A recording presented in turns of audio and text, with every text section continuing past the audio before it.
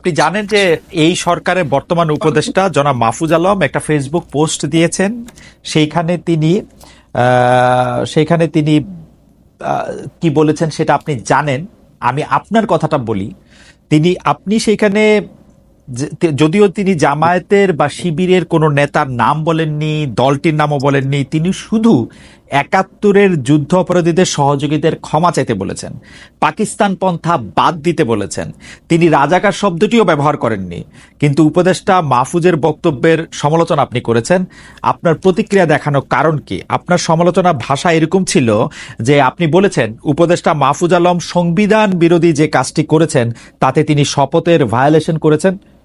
কোনো রাগ বা বিরাগের বশবর্তী হয়ে কাউকে হুমকি দেওয়া বা কোনো বিষয়ে তার দায়িত্ব থাকাকালীন এটা তার জন্য মানায় না। বিষয়টি আপনি দুইটা স্ট্যাটাস মূলত মাহফুজ আলম দিয়েছিল। প্রথম স্ট্যাটাসের পরে তিনি যেটা স্ট্যাটাস দিয়েছিলেন সেটি আবার 5 মিনিটের মাথায় তিনি এটা ডিলিট করেছিলেন। ওইখানে তিনি কিছু হুমকি বা স্পেসিফিক সংগঠনের নাম, মানে ইসলামী ছাত্র শিবিরের নাম তিনি মেনশন করেছিলেন। ওই প্রেক্ষাপটে মূলত কথাটা বলা।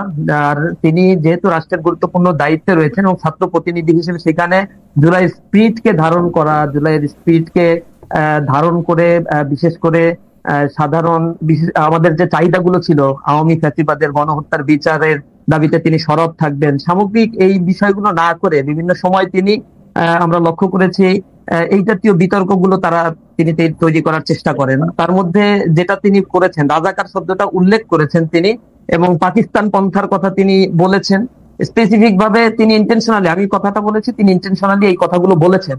এবং তার শপথের সময় তিনি যে বাক্যগুলো উচ্চারণ করেছিলেন তার মধ্যে কোনো ব্যক্তি বা কোনো গোষ্ঠীর প্রতি রাগ বা বিরাগের বশবর্তী হয়ে তিনি কোনো ধরনের আইনের ভায়োলেশন বা অন্য কোনো কথাগুলো বলতে পারেন না। ওই প্রেক্ষাপটেই মূলত কথাগুলো আসছে। আর মূলত স্পেসিফিক যে কারণে করা হয়েছে বা তাকে মেনশন করা হয়েছে তিনি শপথের ভায়োলেশন করেছেন, এটা হচ্ছে তার দ্বিতীয় পোস্টের উপর ভিত্তি করে, যেটি সোশ্যাল মিডিয়ায় আপনি দেখেছেন, এটা চাওয়ার হয়েছে এবং ব্যাপক সমালোচনার মুখোমুখিও তিনি হয়েছে।